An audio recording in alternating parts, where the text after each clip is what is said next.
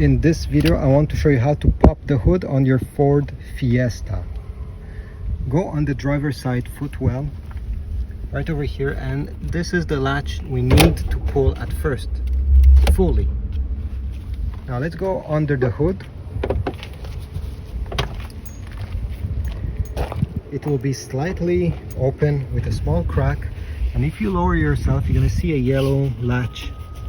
What you need to do is to push that yellow latch towards the sky, okay, like this. Push it up, and at the same time lift the whole hood, just like that. You see, this is how the latch looks, and all you have to do is to do this motion and at the same time lifting. Now the prop rod will be located on this small holder, the yellow holder, and this is where it goes. Okay, you're gonna lift it up and put it in this hole over here, and this is about it. Now you have access to the engine bay of your Ford Fiesta. I hope this was useful. Please leave a like, subscribe, and I'll see you in the next video. Thanks again.